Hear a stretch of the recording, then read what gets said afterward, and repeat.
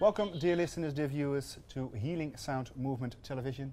My name is John Consemulder. Go to healingsoundmovement.com for our TV specials and go to World Peace Child for our intention, coherence, global consciousness, whatever you want to call it, project working with children, for children, and children as the real change agents for real sustainability and a better world. So check that out as well. And of course go to drjoedispenza.com, I think is the main portal, website to go, because again this year we'll be having an interview with Dr. Joe. Let me mention his work, new book, Breaking the Habit of Being Yourself. Here it is, and I believe it's also being accompanied by a CD or a DVD. That's a CD for the meditation. A CD for the meditations, for the activations, and of course check out Evolve Your Brain and also the book by the same title.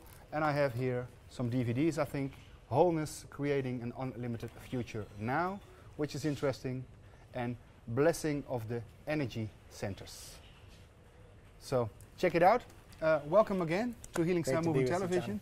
Now the book, interesting, Breaking the Habit of Being Yourself. Now I think the first question would have to be, how can you break the habit of being yourself if you do not know who you are in the first place? Well, that's an interesting question, because for most people, when it comes time to change, they wait for crisis or disease or diagnosis or loss to really begin to make an effort to change. We have to reach our lowest denominator, and the ego has to kind of be knocked out of balance before it can begin to look at who it is, right? So my message is you can learn and change in a state of pain and suffering, or you can learn and change in a state of joy or inspiration.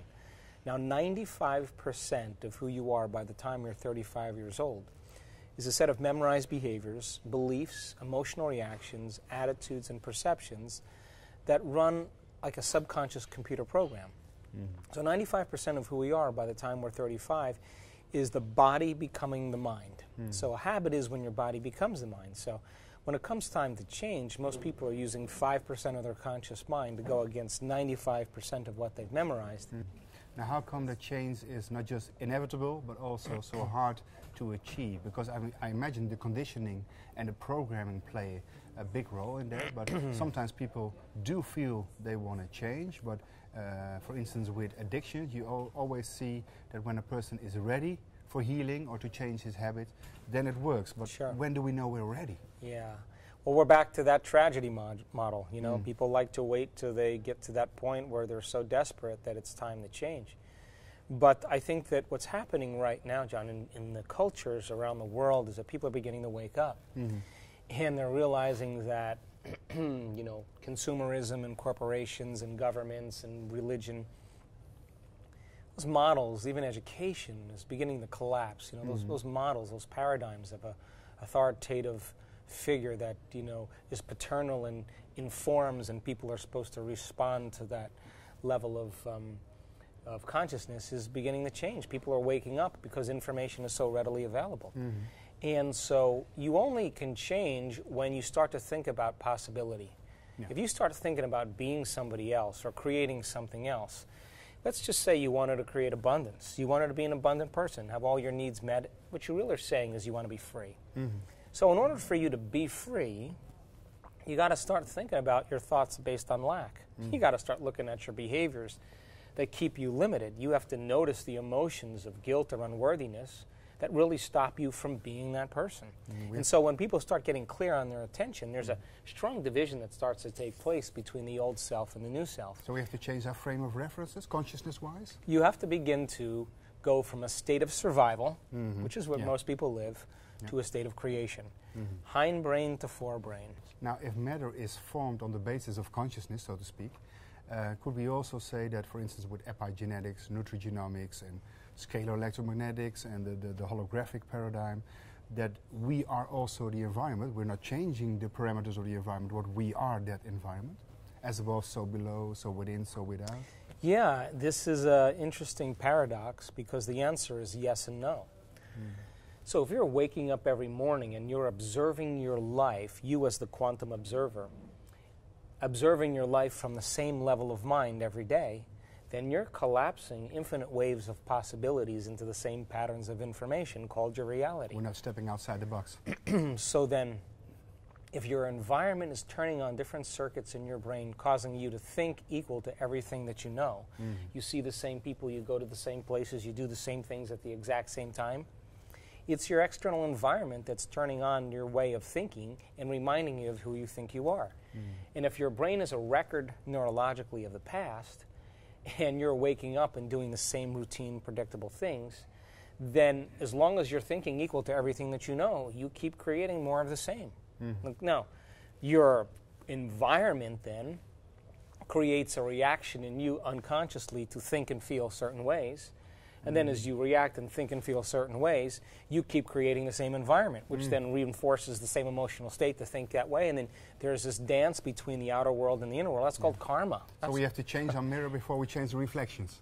Exactly. So the question is, can you believe in a future that you can't see or experience with your senses yet, but you've thought about enough times in your mind that your brain is physically, literally changed to look like the experience has happened? Now, final question, because I think we only have 1 minute, because the organizer, Bliz Events, is already waiting here because we're doing the interview. Shooting daggers at us. Shooting daggers at us, but I hope we can put up a field for this last question, for the last minute.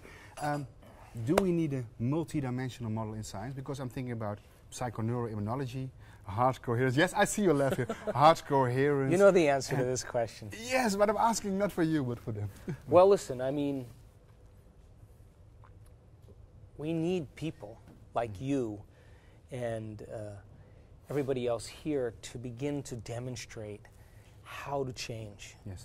Look, I mean, just do it.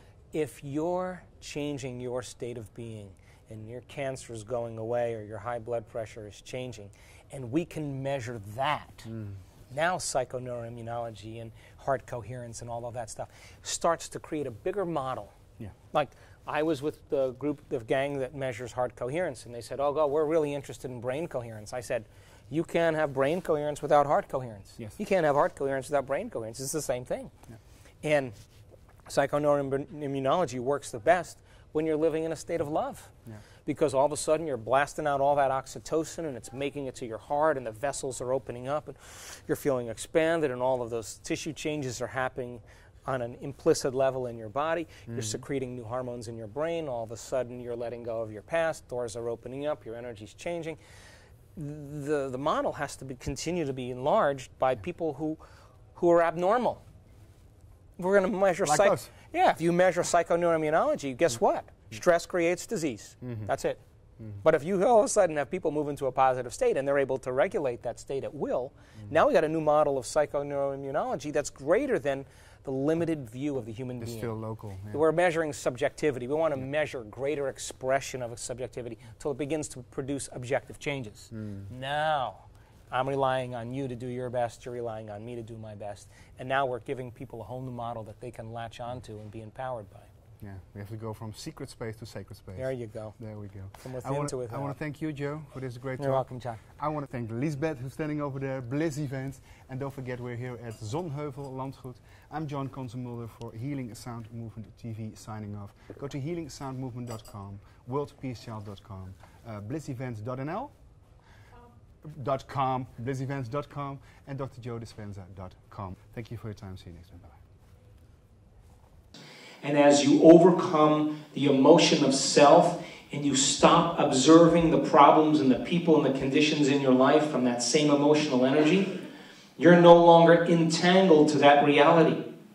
And the moment you take your attention off the people and the problems and everything in your life, you as the quantum observer are causing patterns of information that have formed in particles called your reality to loosen back up into possibility. How many people understand? And you are calling energy back to you from that present reality.